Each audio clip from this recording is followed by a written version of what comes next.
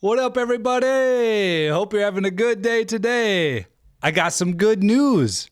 Wi-Fi signals encourage mold growth. There is a Parthenon in the United States, and I have a great clip of a guy showing how cathedrals might be used as a power station. And this guy goes into some good depth, and it's a pretty good clip. It's the best short clip. It's a couple minutes long, but it's the best short clip of a guy explaining anything. Let's get right into it. Something crazy about Wi-Fi and all these other different frequency bands, and it is shocking. Did you know that mold, which is in like 90% of people's homes, bathrooms, any other moist areas, basements, the growth and toxicity of mold is increased by electromagnetic frequencies like Wi-Fi. So if you didn't know, mold is one of the, especially black mold, and there's green mold too, are some of the most toxic things that people are exposed to in their homes. And indoor air quality can be like 1,000 times worse than outdoor air quality, even if you're living in a big city with lots of vehicles and freaking dryer vents pumping out those synthetic fragrances, etc. But so now it's a perfect toxic concoction because Wi-Fi increases the mold growth and can actually be strengthened by it. The production of biotoxins in mold culture increased more than 600 times after being exposed to ambient electromagnetic EMF frequencies. And this guy says, is this good or bad?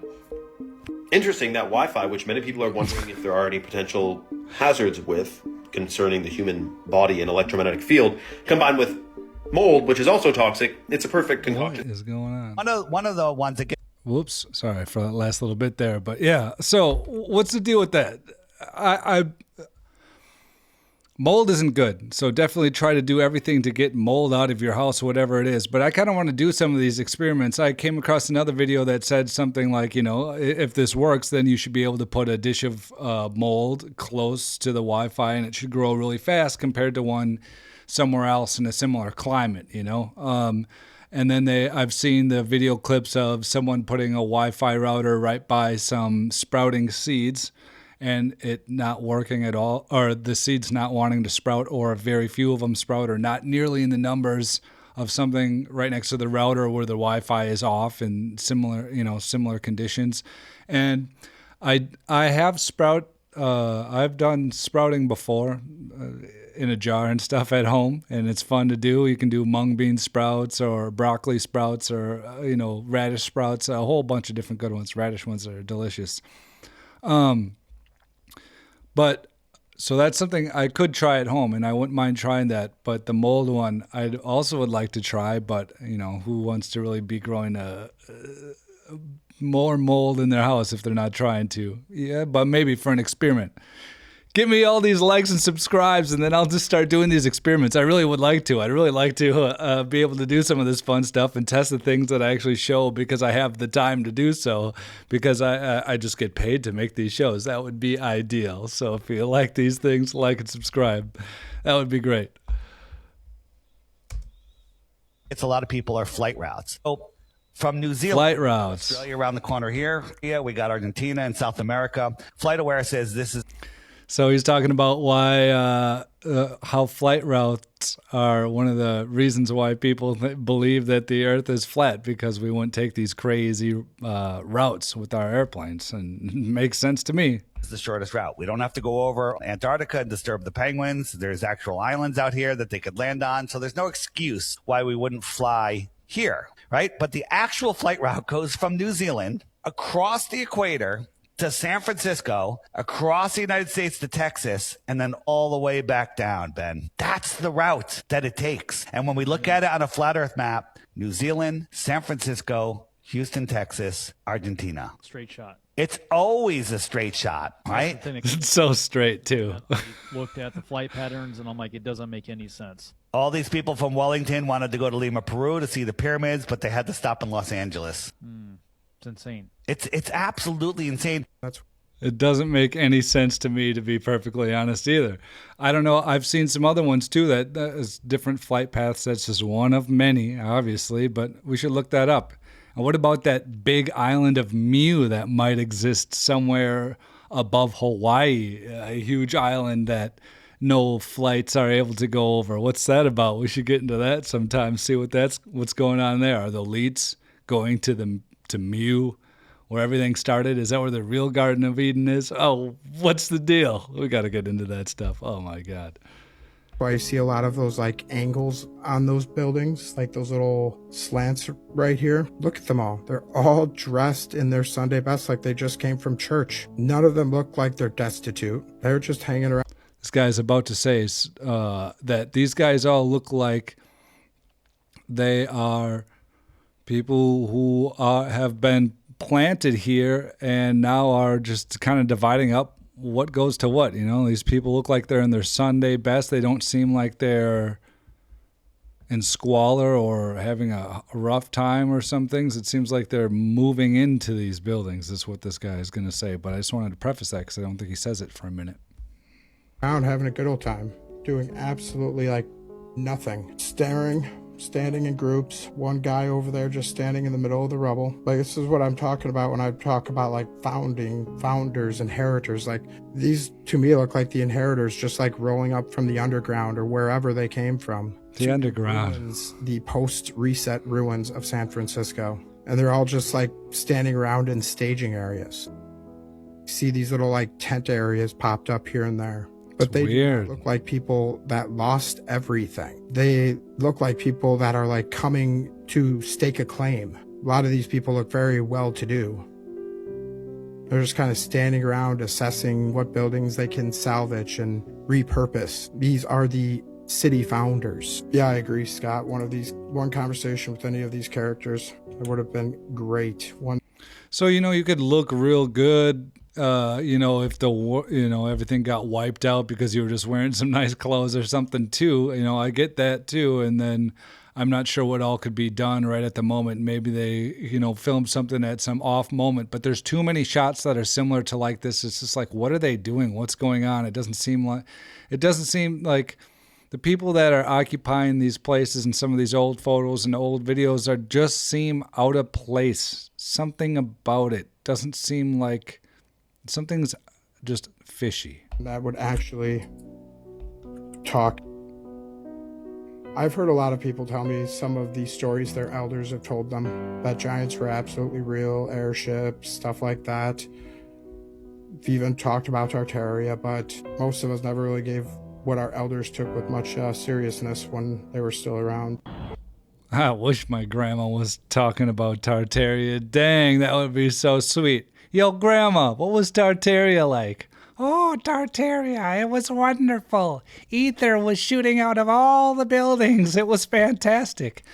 But there is something my grandma might have that I do want that I've been trying to ask her for a little bit. She's not doing the greatest, so that's unfortunate. Put some good energy out for my grandma. But I believe her father attended the Chicago World Fair, and apparently she has some sort of paperwork or something else that goes along with it because he was there or something. Somebody in the family was. It can't be my grandpa. It's got to be her dad that did that. I could be wrong on that, but she was saying, yeah, I have something that somebody attended. Maybe it was her grandpa even. I'm not sure exactly. Someone in the family has something. She has it somewhere. I really want to know what it is. There's not much stuff I want from my grandma besides her unconditional love. But this I do. The Parthenon. I'm not even sure I'm saying that right. Where's that going? Into the ground. The Parthenon.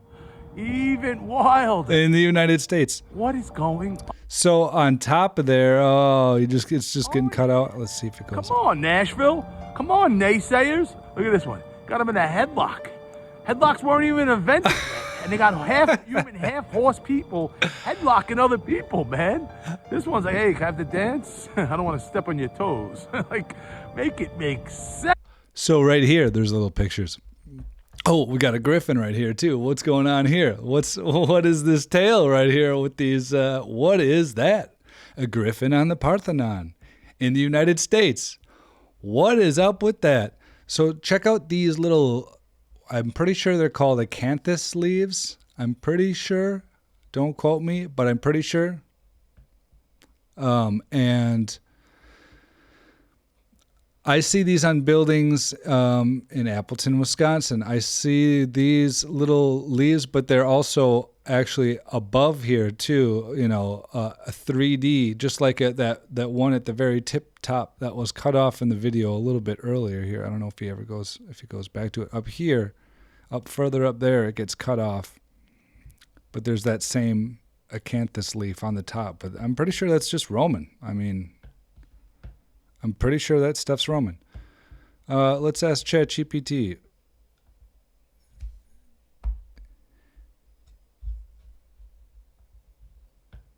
Yo, ChatGPT, can you tell me some things that Romans typically put on their buildings of like symbols and kind of the structure or what it may look like a acanthus leaf and pillars and domes and what else?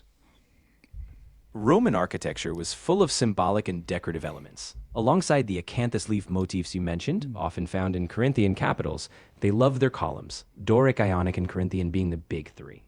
Arches were another hallmark, often used in aqueducts and triumphal arches. Domes, like the Pantheons, were a feat of engineering. You'll also see egg and dart patterns, friezes telling stories or honoring gods and leaders, and lots of pediments crowning entrances. Oh, and don't forget the use of Roman concrete, which allowed them to create vast, awe-inspiring spaces.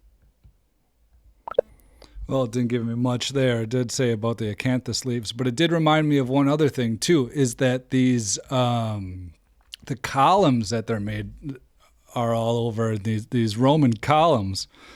They're called Doric and Ionic, just like Dorian and Ionian, like the scales, like musical scales. So that always fascinates me. And what does that have to are they related? And let's ask ChatGPT about that, actually. Let's just ask,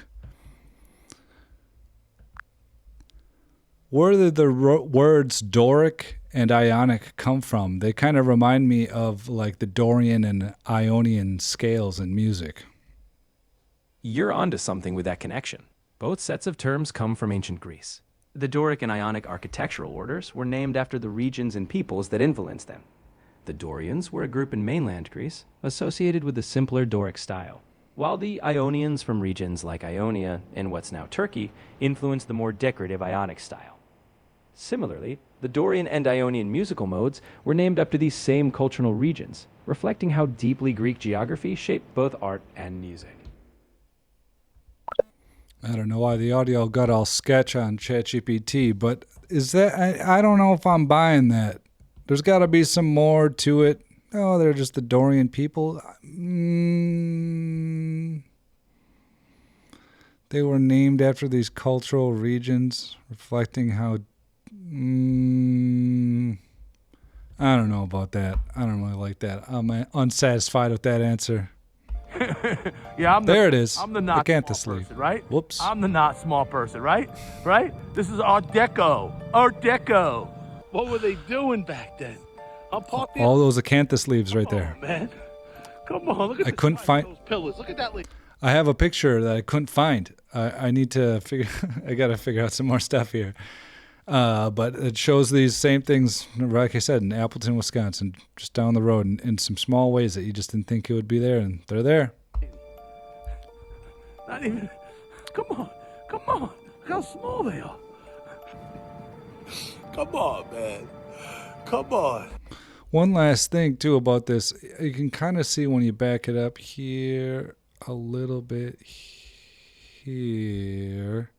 Notice how the building kind of goes inwards. There was a tilt. I forget what this tilt was called. It was in one of another videos that I made that I discovered that they had this tilt to the building, and it had something to do with the perspective, so that it made it look a certain way, but they're not even straight up and down either. This stuff is just so impressive, man. It just blows my mind, but we'll go on to the next one.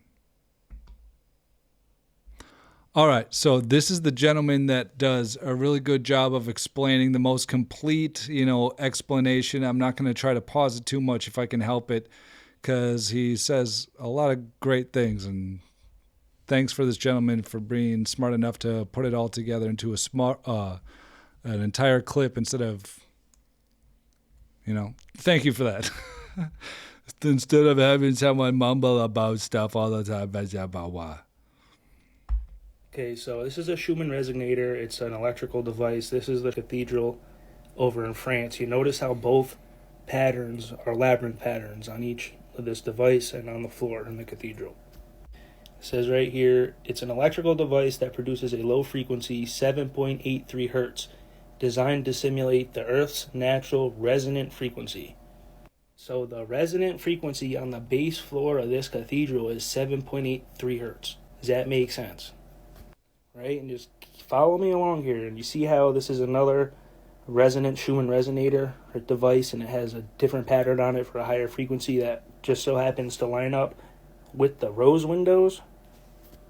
So this is the blueprint to the cathedral. Here would be the resonator right here, the labyrinth pattern at the bottom. And then you can see there's a rose window right here on each side, and at the top. I'm going to show you how sound waves or energy would flow through the structure in a simulation medium. Okay, I'm going to show how the energy works, and then I'll explain the rest of it in a second. You see how it flows up the structure, then spreads out to where each one of them rose windows would be here and here at the top, and it gets concentrated, and then it gets concentrated right here at the altar.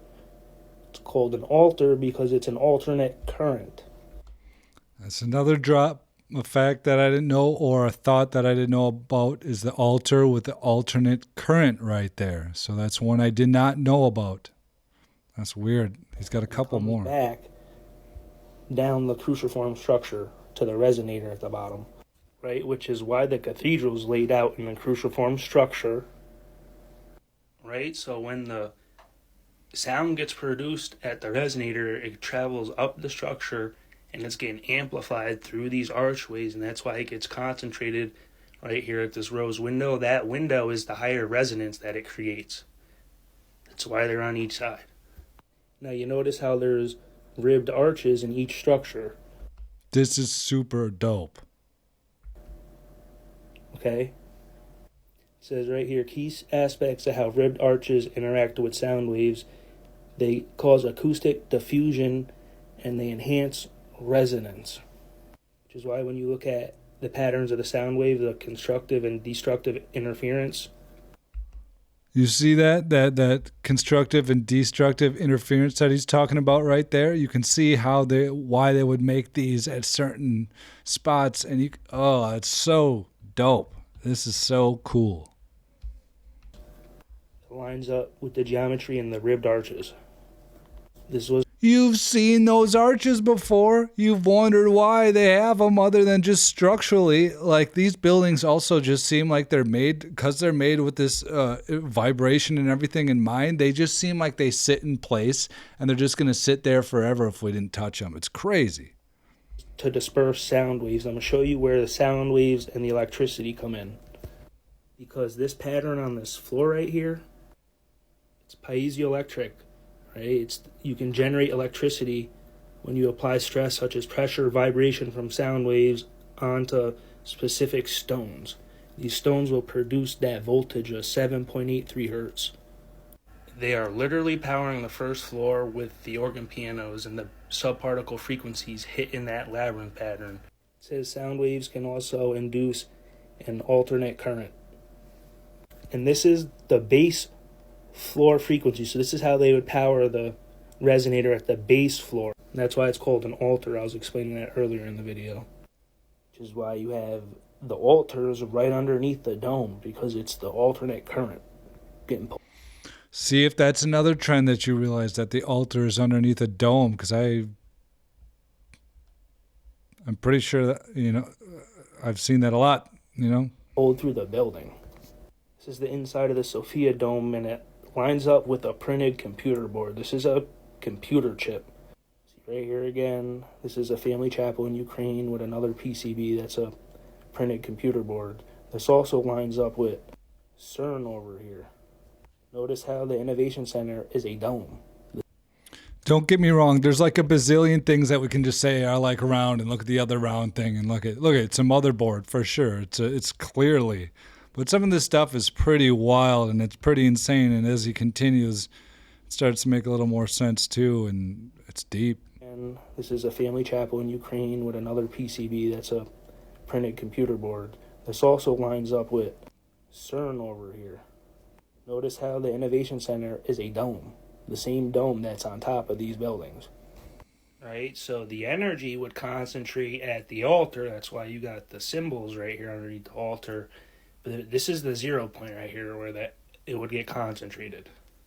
And that's why you see stuff like this with lightning bolts hitting the top of these structures. You notice how this is a cross? You notice how the blueprint for the cathedral, there's 2 crosses on the peaks. The United States patent for a fractal antenna is a cross. That kind of made sense to me too, because there's so many times that I see the buildings like a cathedral, and I brought this up the other day. It's like we don't see any religious stuff, and then there's like just a cross at the top, and I'm like, what? That's it?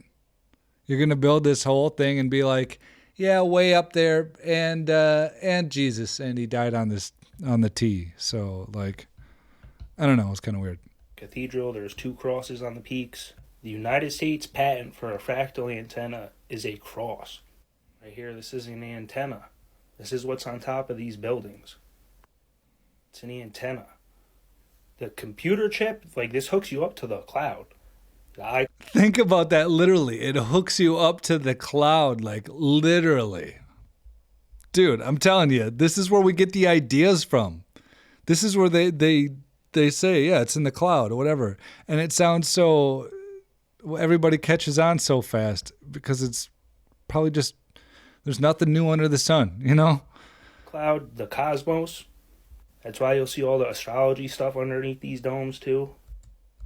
That's why you'll see all the astrology stuff underneath the domes, he says, because we're reaching the heavens, pulling out this ether, the spirit world, whatever. What's going on, dude? What? This one is worth watching again and again. It's how you tap into the ether. It's how you tap into the ether, dude. Don't you guys want to tap into the ether? I certainly want to tap into that ether. Oh, well, that's all the videos I got for you guys today. I hope you guys liked it. And, you know, this channel almost has 100 subscribers, and that's awesome. And I appreciate every last one of you. And I'm totally serious about that. I don't have any other social media at all. I don't have a Facebook. I don't have anything else. I got a TikTok account just so I could start watching these and sharing them with you, because I see other people doing this and it looks like they're having fun, and and it is fun. And I love watching other people that just give their own opinions about this stuff. And it's just really cool, and I'm excited. So 100 subscribers is really cool. And what I'm saying is I don't post anywhere. So anytime, you know, that's awesome. And I appreciate you guys watching. It's a lot of fun. And I hope you guys really enjoy these things, because I really enjoy making it. And I'd like to spend more time doing it. So I'll see you guys tomorrow. Have a lovely day.